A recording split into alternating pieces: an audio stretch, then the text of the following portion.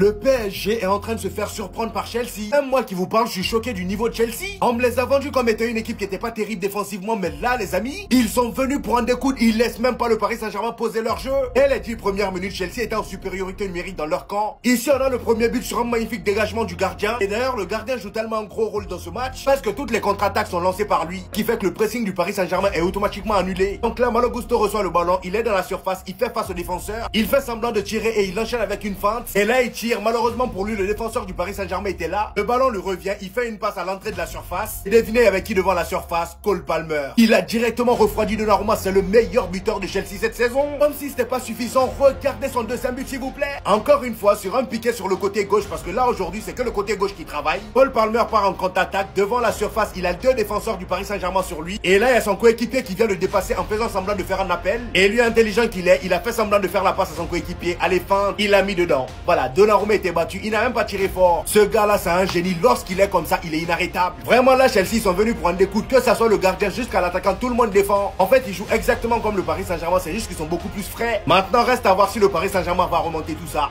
Il l'avait dit pourtant, et ça s'est vu sur le terrain. Faut vous rendre compte qu'en jouant, il a su trouver la faille du Paris Saint-Germain. Hormis le cadre footballistique sur lequel on va revenir juste après, faut se rendre compte de ce qui se passe dans la tête de ce mec. Cole Palmer a littéralement réussi à trouver durant le match la faille chez Donnarumma. Pour venir à réussir à marquer 2 fois le même but, du côté où Donnarumma maintient le plus sa position, en plus de ça, une première fois de cette position et une deuxième fois de la même, alors que c'est encore une fois le moment où il est le plus avancé.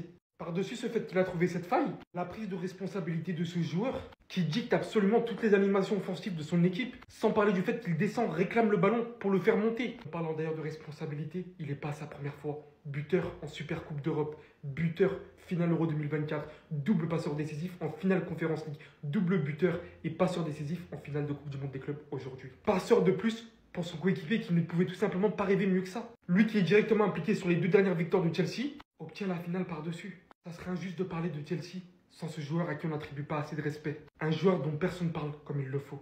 Caicedo. Je sais pas si c'est la régène de Kanté. Avec sa teinture blonde, tu le vois sur le terrain, il est de partout. À chaque fois qu'il y a un ballon gratté, il est là. Sur tous les duels, il jette. Que ça soit aérien, au sol. C'est physiquement un truc de fou. Aujourd'hui, le milieu du Paris Saint-Germain, ça n'a pas existé. Il a dégoûté les Parisiens. Robert Sanchez, qui au moment où les supporters parisiens tentent le tout pour le tout, te sort ce genre d'arrêt. Juste devant Dembélé, je sais pas si vous vous rendez compte de la distance. Quand Will Lewis l'avait pourtant dit, on n'est pas le Real Madrid, ni l'Inter de Miami, on est différent. Certes, il n'y a pas enlevé ce que Chelsea a réalisé aujourd'hui.